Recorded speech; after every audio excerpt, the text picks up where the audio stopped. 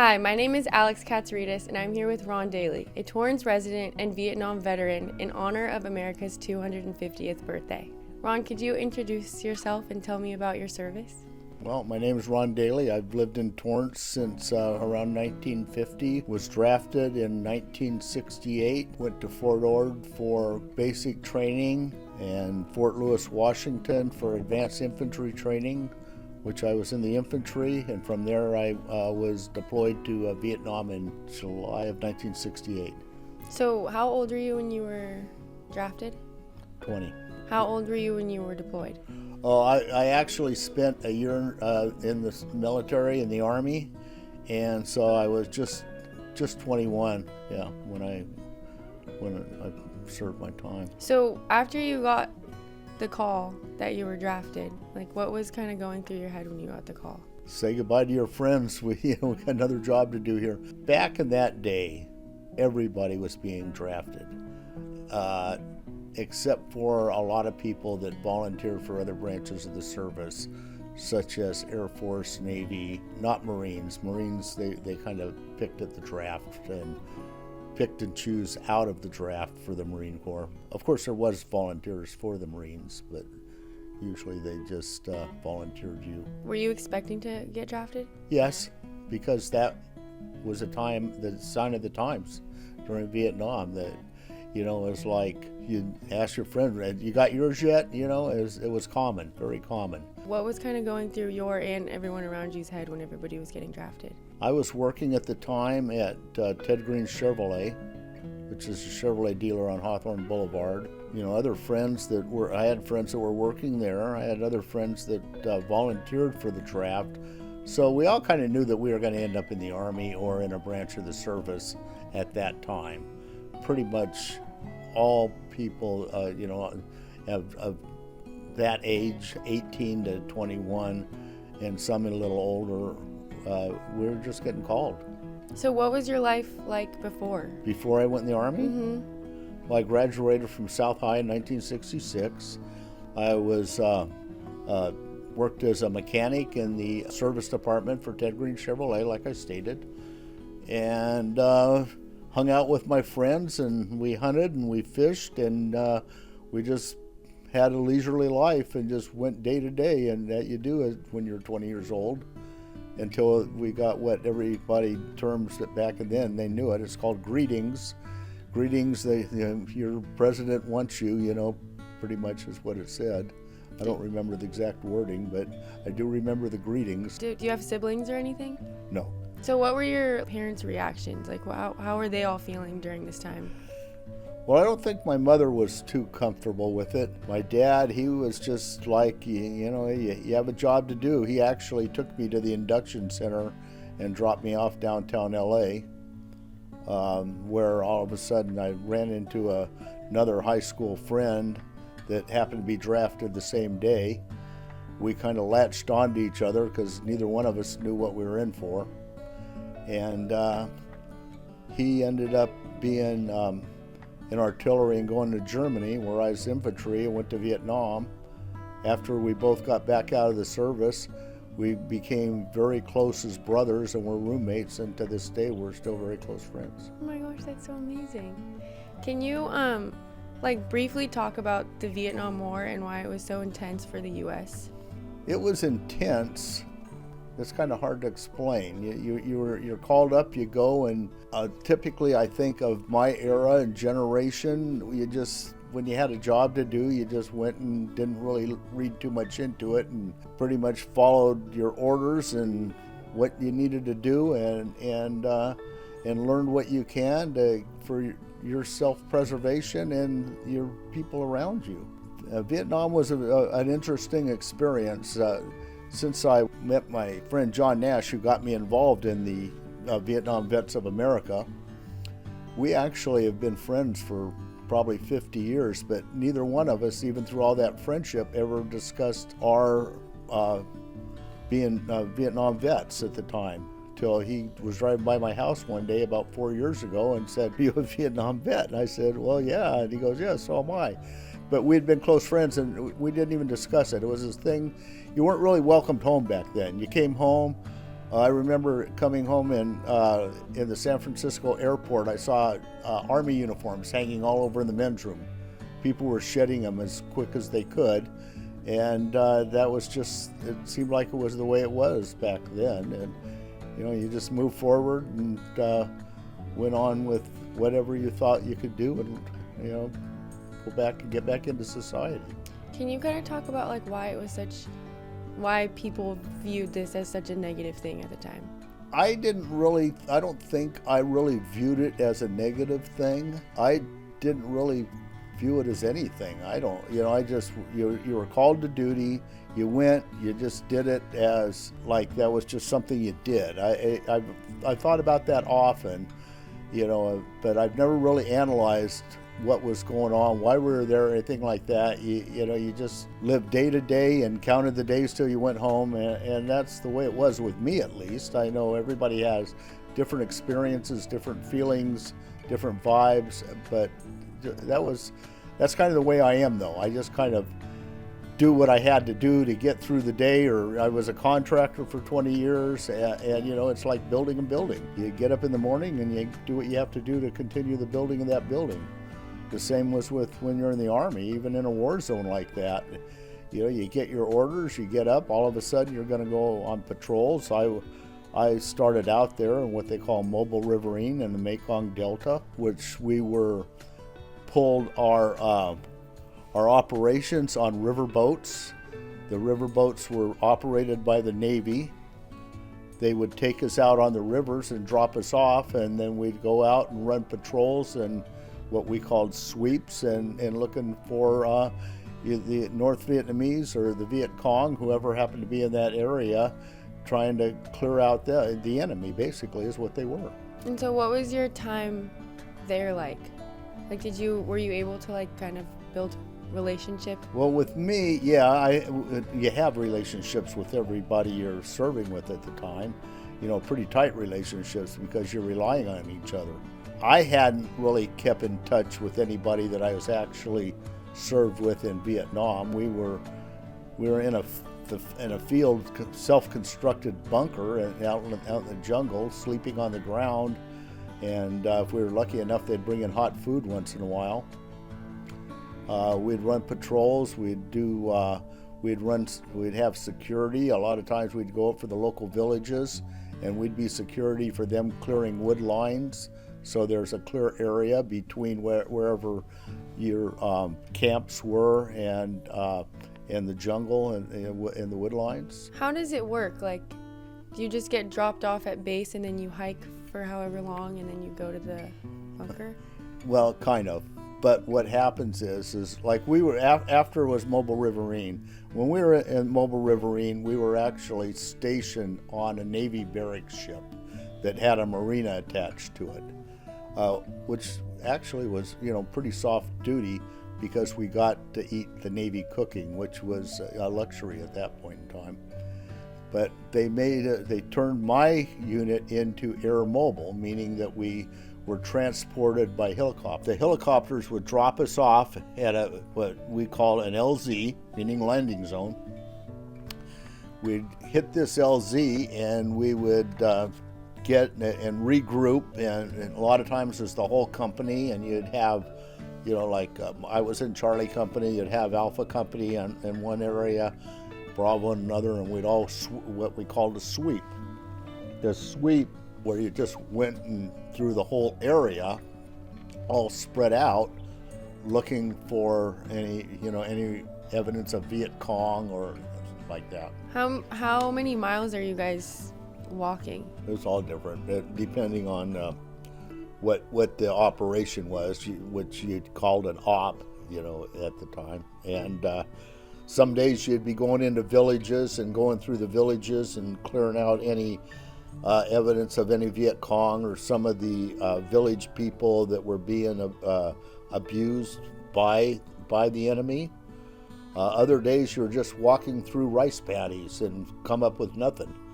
And then they come back in and pick you up in the helicopter and take you back and drop you off where you started at your base camp.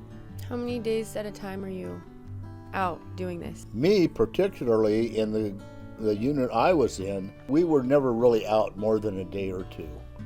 We would go out at night, find a way to live out there in the jungle at night and be quiet, because it's and sometimes just observing trails to make sure there's no movement on them. But I was never involved in anything more than 2 days. What do you think was like physically the hardest thing about this and mentally the hardest thing? Well, physically the hardest, you're carrying a lot of equipment. I, for a while, was what they call an RTO, radio telephone operator. So I'm carrying this old, antiquated type radio on my back with this flat antenna sticking up, and has a handset like an old style telephone. And I carried that, and I walked point on our patrols right behind our either our lieutenant or our squad leader, or whoever it might be, because I was the guy carrying the communications for him to communicate, or sometimes I had to call things in. But we might call in airstrikes or observe enemy movement or something to that effect. So the backpack itself was, but we loaded the thing up. It was on a rack, and we would hang frag grenades on it. We'd hang smoke grenades on it. We had what you called concussion grenades. If we happen to run across a tunnel system, you would drop these concussion grenades in there in case there's any enemy hiding out in the tunnels. So I don't know, it's maybe 50 pounds. What mentally was the hardest part about it? I think mentally the hardest part about it was we had to get permission to, if we were fired upon, we had to get permission to shoot back, that type of thing. That was the hardest part. So, but everything else just kind of, the chips just fall as they may. You go day to day. Mentally, it never really took a toll on me mentally. I'm one of the more fortunate ones. I have friends that mentally it has stood with them with PTSD. I feel for them. I'm lucky enough that it hasn't affected me too bad. I do have some, but I don't pay attention to it. Like, why do you think that is? Like, how did you cope with all this stuff? Well, I don't know. How do you cope with your job every day? There's ups and downs, and you're dealing with sometimes with difficult people, and sometimes that people that aren't difficult, and you just adjust and move forward and keep going. That's kind of the way I live my life. I just try to keep looking forward and not back. And like I said, I was fortunate enough to come home and not be overly affected by the Vietnam experience, even though I was in the infantry. What kind of training did you guys have to prepare you for this? Well, everybody goes through what they call basic training. Boot camp is what the Marines and Navy go through. The Army goes through basic training. My basic training was in Fort Ord, California. And it's a pretty strenuous thing. You're up early every morning. You're running, you're doing what they call PT, physical training. Every day is a different exercise. Some days you may be running to the rifle range and practice shooting. Some days you might be learning how to throw a hand grenade. A lot of different types of training like that. That's in basic training that everybody goes through, whether you're going to be a clerk or whether you're going to be an infantryman or a fighter pilot. Then you go to AIT, which is with me, or advanced training, with which me AIT meant advanced infantry training. That was in Fort Lewis, Washington. So in Fort Lewis, Washington, the training that we went through is you went out at night and you called what they call bivouac, and that means that you spend the night out there and you dig a foxhole and play war games. Defense training compared to what the Army has encountered with the enemy at that time. That's pretty much it. It's individual training for whatever your specific, well, they call it MOS, meaning what your job title is. Everybody, like if you're going to artillery, my buddy Leonard, he went to Fort Sill, Oklahoma, where they have artillery training. Other people have gone to like Fort Leonard Wood, Missouri, or Fort Knox, and for the different types of jobs that they are assigned through the testing process that the Army does when you first get there. So what was your MOS? It was called 11 Bravo, which means infantry. Were you in any sports growing up, or were you active, or was all this stuff super new to you? Well, I played a little bit of high school football. I wasn't very good. I played a little bit of Little League, and I wasn't very good there either. But I did a lot of fishing on the breakwater in Redondo, so I was better at that. And I was involved. I was always been into hunting, so I was more of an outdoorsman than an organized sports guy. So coming in here, do you think that you were kind of prepared for what was coming? I didn't know what to expect when I came in here. My buddy John goes, "You'll do fine. Just speak good. Be a good speaker." I said, okay, here we go. I'll give it a go. And how did you kind of mentally prepare yourself for it? I didn't. Just I guess I didn't prepare for being a soldier. All of a sudden when it happened, I just, carried the ball when it was dealt to me. So. And during this whole experience, did you make any friends or build connections and relationships with people in Vietnam? Well, like I said earlier, I did make close friends. They were from all over the country, and from all races. And when you're in the Army together, you're brothers. That's the way it is. You protect each other. You look out for each other. Whether it's giving somebody a cigarette or shooting over their head to keep them safe, that's just the way it is. You just do it, and it was a long time ago, so I didn't know what to prepare for. Mm-hmm. Did you have any friend in particular that you made that kind of made a lasting impact on you? In the Army itself back then? Probably. I don't know why not. I mean, sure, everybody impacts other people in some ways, When I left Vietnam and came home and was discharged, I was not in touch with any of the people I was in the Army with. My friends have friends that they've been in touch with and kept in touch with. I have a close friend that he was a helicopter pilot. He served 2 tours over there. He was shot down twice, and he's involved in the Vietnam Helicopters Association, and he has friends that he was back then. I just happen to, I think I have more friends from Vietnam belonging to the Chapter 53 Vietnam veterans here in the South Bay. And since I got involved with them, then I came back with when I was actually in active duty. Do you have a specific memory from a specific incident that happened in Vietnam that's positively impacted you today and who you are today? Maybe work ethic, taking care of your friends, and when they're needed, you take that in the Army. You learn that. It's so funny because I just flew back from Denver yesterday, and I was preparing my clothes to come home, and I found myself rolling my clothes and putting them in my suitcase. That's what you learn to do in the Army. When you're in basic training, because you have a foot locker that has your clothing in it and a minimum amount of belongings, you roll your clothes to keep them compact and neat and wrinkle free. And I found myself doing that yesterday. That was kind of weird. So how long were you in combat for? I was in combat for around 6 months. After you got deployed, how long were you gone away from home for? I was in the Army for around a year. I had an unusual circumstance. When I was over there, we had some personal family issues that my mother had to deal with. And what she did is she requested the Red Cross to have me reassigned to Fort MacArthur in San Pedro to help her with some of these family issues that was going on.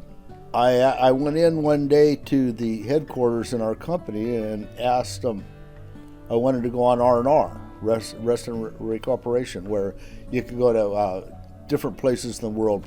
Some people would go to Honolulu and meet their wives. Some people would go to Bangkok, around the world, different places in the world. And I went in and said, well, I want to fill out an application to go on R&R. And the company clerk goes, well, you can't do that. I said, well, yeah, I have my time. I'm time. And he goes, no, you're pending discharge. And I had no idea at that time. So because of that, what the form that they had filled out for the compassionate reassignment, somehow it ended up into a pending discharge, and I was actually discharged from Vietnam and flew home to Oakland Army Base and was processed out there. What was your experience like when you came back home? Well, it wasn't real welcoming, but then again, you let your hair grow because you couldn't do that. Everybody's let their hair grow then. I remember one time I was standing on the sidewalk over on Pacific Coast Highway with some people, and a car backfired, and next thing I knew, I was on the ground because it was like it was like a gunshot to me. So it took a while to actually settle into what we would call civilian life again, as far as, having a real shower.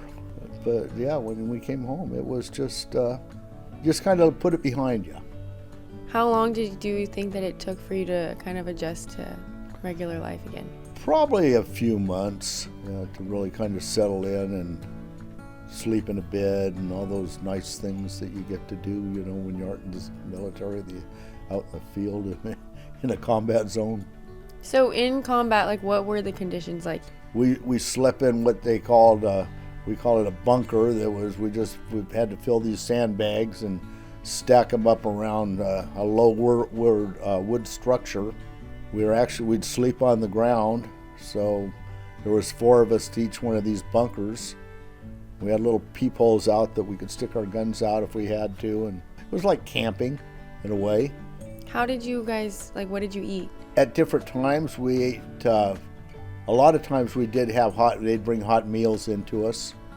A lot of the times we ate sea rations, cold sea rations, and then they have what they call LURP rations, which is dehydrated food like spaghetti or mac and cheese, things like that, and you would add hot water. And how we did that was we would take the C4 explosive and we'd take little chunks of that and we'd light it on fire, and it became really hot. We'd hold our sea ration cans over it to heat up what was ever in there. There were some popular ones, the sea rations, ham and eggs, things like that. People would bargain each other for pound cake and peaches, and there were some specialty things, and there'd be little 4 packs of cigarettes in there, little candy sometimes, things like that, yeah. But then when you're in a big base camp, they actually had a real mess hall. So you'd just go in a real mess hall and like a cafeteria and eat in there. How many people would you kind of go out in combat with? You'd go out with your platoon. I think maybe 14 of us, something like that. Do you remember what kind of personality you had going into it? No. But yeah, getting back to your training question, something that I just thought of. When you first arrive in Vietnam, they take you through a training process there also. It's an in-country indoctrination. I flew into a place called Bien Hoa Air Base, and then I was in training in an area called Bearcat. So there's been a lot of different books and stuff written about that area. They go through that training with everybody, infantry, clerks, cooks, you name it. Everybody goes through that training again once they get in-country training. Can you talk about those locations that you were at? Bearcat was a main base, and I wasn't there very long. It was maybe 10 days, something like that, when I first got into country. Then they take you and ship you out to your company wherever they may be. So I was attached to a Navy ship, and we ran patrols in riverboats. So why do you think that a lot of people who come back can't or won't talk about their experience? Well, everybody handles good and bad experiences differently. And some people just probably saw some pretty ugly things that have stuck with them, and they would just like to put it to bed and not revisit it. I get that. I was fortunate where, there was a few things, a couple of people got shot up, things like that around me, but I'm fortunate enough where it really didn't affect me. Like you said, we didn't talk about it. I said earlier, I've known John for 50 years and we didn't know each other was a Vietnam vet. So I guess that's kind of an indication how you didn't really talk about that stuff.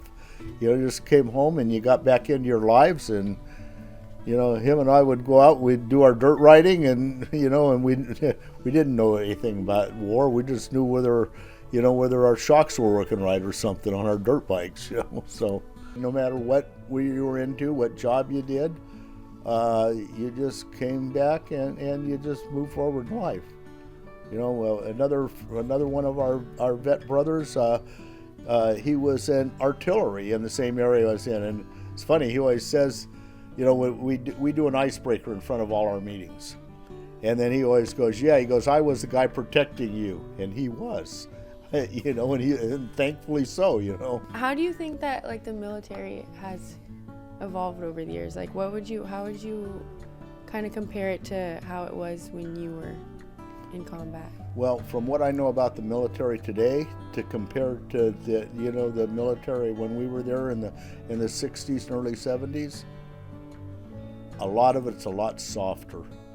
Back then, they were tough on you. It didn't matter what you thought; it's what they told you to do, and you obeyed and you did it. If you looked at an officer wrong, they'd say, "Drop down and give me push-ups." I'm not sure how they handle that now, but from what I see and different types of media or whatever, it just seems like that. Yeah, they really aren't put through as tough a training as we were. I could be wrong, but it doesn't appear that way. How does it make you feel that you were able to have such a great contribution to our country? Oh, I'm proud of that. So with our Armed Forces Day weekend, do you go to that every year? Since I've become a member of the Vietnam Vets, I have. But I've been in Torrance my whole life, and I think that I'd been to the Armed Forces Day Parade one time other than that, and that was many years ago when my friend's dad had a float in there because he was a World War II sub-vet. So they had this submarine float, and I saw it. But the reason being is I was always involved in Little League. Little League's opening day always happened to, or some kind of thing always happened to interfere with the day of the parade. So that's pretty much why. But I've been for the last 2 years, and I plan on being there this year, and along with the rest of my Vietnam vet brothers, and it's a good thing. It's really a great experience. I look out there, I see my grandkids, my family, and I wave to them, they wave to me, and it's fun. How does it make you feel seeing so many people out there and supporting the U.S. and the military? Very good. It's really impressive. It's really commendable that what the city of Torrance has done that, and the notoriety of the Armed Forces Day Parade that they provided. And I mean, just the amount of the people and the pomp and circumstance, it's cool. It is. It's really cool. The flags along the street, all of the above. I fly a flag in my house every day. Do your grandkids or your kids ever ask you questions about your experience? A little bit. One of them's in his first year of college, and he's a little bit more in touch. The other one's a sophomore over at West High School, and he's asked me occasional questions. Then the other ones are in elementary school. They're still too young. What does America mean to you? It means freedom. It means that it means that you can be an individual and live your life as long as you don't encroach on somebody else's freedoms. The people around, and a lot of people in this country, they just don't understand how much freedom we do have here. I have been an advocate. I think every young person should do some military time. I don't wish a war experience on anybody, but in 10 weeks of basic training in the Army, you learn how to do a lot and take care of yourself. And how do you feel that it's America's 250th birthday? It's great. Has any other country celebrated 250 years of freedom? I don't think so. And how does it make you feel that you played such a big role in our country? Well, I don't know how big a role but I did participate. I was married in 1976, and that was a celebration year. So, this is another celebration year. Just proud to be here. Great to be alive. Well, thank you, Ron, so much for being here with us.